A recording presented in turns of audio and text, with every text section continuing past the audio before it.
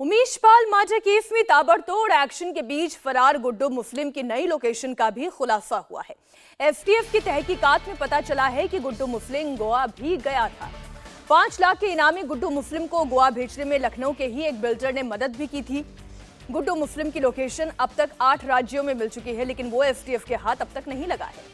उमेश पाल की हत्या का आरोपी बमबाज गुड्डू मुस्लिम 66 दिनों से लगातार फरार चल रहा है। फरार गुड्डू की लोकेशन मिलने पर एसटीएफ जब उस जगह पर पहुंचती है तो पता चलता है कि वो लोकेशन बदल चुका है। उमेश पाल के मर्डर के बाद सबसे पहले वो यूपी के मेरठ में दिखा। यूपी के झांसी में भी उसकी लोकेशन मिली थी। दिल्ली के आईएसबीटी पर भी गुड्डू को देखा गया था। वो राजस्थान के उदयपुर, जयपुर और अजमेर भी गया था। बिहार के भागलपुर, बंगाल के रायगंज और महाराष्ट्र के नासिक में भी उसके छिपे होने की खबर आई थी।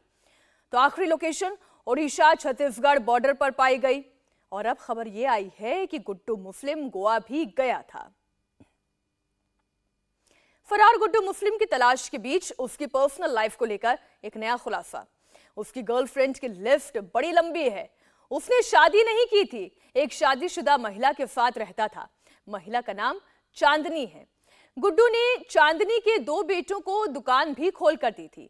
दोनों लड़कों को चिकन शॉप खोल कर दी थी। एक नई जानकारी आई है। अतुल भाटिया प्रयागराज से हमारे साथ इस खबर पर जुड़ गए। अतुल, क्या जानकारी मिली है? पहले तो गुड्डू मुस्लिम की आखिरी लोकेशन क्या थी, और ये जो एक नया कनेक्शन सामने आया है चांदनी का, ये कौन है? देखिए मीनाक्षी, जिस तरीके से लगातार फरार गुड्डू मुस्लिम चल रहा है, अब जो एसटीएफ ये कह रही है कि वो अंडरग्राउंड हो चुका है। जिस तरीके से उसकी last location Orissa Chhattisgarh border पर मिली थी, इस बीच ये नई जानकारी आई है कि इस दौरान, फरारी के दौरान, जो गुड्डू मुस्लिम है वो गोवा में भी कुछ दिन के लिए रुका था। ये इन्फॉर्मेशन एसटीएफ को मिली है।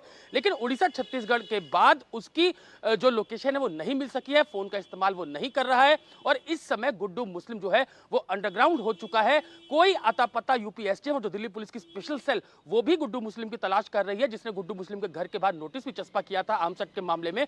तो स्पेशल सेल भी लगातार उसकी तलाश कर रही है, लेकिन क्योंकि कोई मोबाइल फोन नहीं है, काफी लोग उसकी मदद कर रहे हैं, आर्थिक रूप से मदद कर रहे हैं, तो इसलिए अभी तक गुड्डू मुस्लिम की जो अब वो कहां पर है, इसका पता ना तो स्पेशल सेल को है और ना ही यूपीएसटीएफ को है। आप बने नहीं है तो हमारे साथ। इसी बीच फरार गुड्डू मुस्लिम की तलाश में अतीक अहमद पर एक नया खुलासा हुआ है।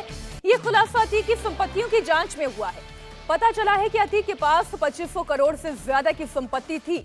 अतीक के ससुराल से मिले कागजात से यह खुलासा हुआ है कि अतीक ने अपने परिवार के नाम पर तो संपत्ति खरीदी ही थी, कई संपत्ति अपने गुर्गों, अपने नौकरों के नाम पर भी ले रखी थी। अतीक ने वक्फ बोर्ड की जमीन तक को नहीं बख्शा, उसने उस पर भी कब्जा जमा रखा था। अतीक अहमद ने 2500 करोड़ का जो साम्राज्य खड़ा किया था, उसमें से 30% संपत्ति उसके परिवार के कब्जे में थी। 70% संपत्ति उसके गुर्गों और करीबियों के नाम पर थी। एक और चौंकाने वाली जानकारी, अतीक ने वक्फ की जमीन पर भी कब्जा जमा रखा था। वक्फ की कई जमीनों पर उसने अपने गैंग के लोगों से भी कब्जा कराया था।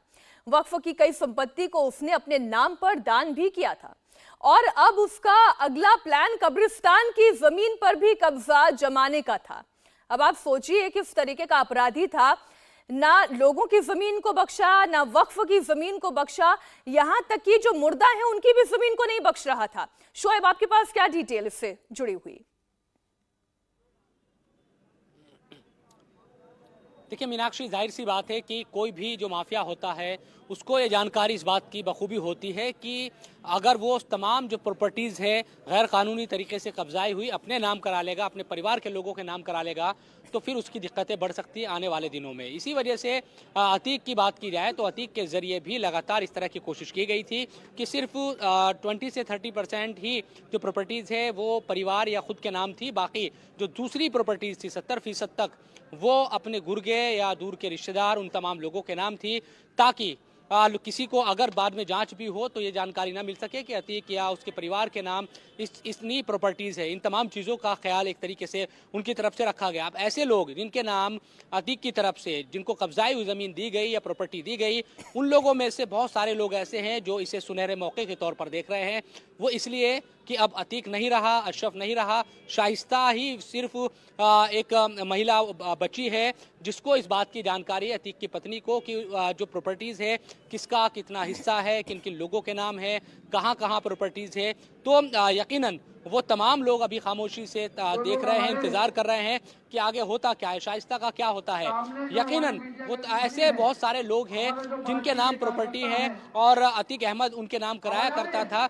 अब वो लोग एक तरीके से अतीक के जाने के बाद थोड़ा खुशी भी एक तरीके से मनाते दिखाई दे रहे हैं अंदरूनी तौर पर कि कम से कम प्रॉपर्टी उन्हीं की रह जाएगी, ये तमाम चीजें। बिल्कुल शोएब, बहुत शुक्रिया आपका भी, अतुल आपका भी पूरी जानकारी के लिए। इंडिया टीवी हर वक्त हर जगह डाउनलोड करने के लिए सर्च करें India TV news Google play store या ऐप स्टोर पर।